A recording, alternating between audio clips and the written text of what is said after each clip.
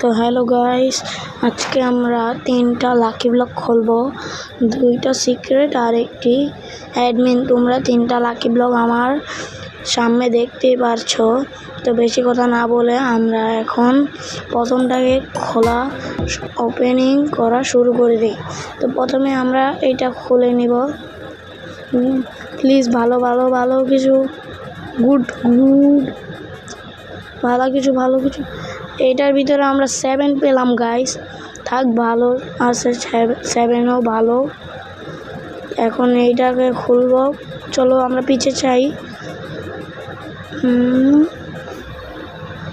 ও guys, এটাও ভালো ছিল।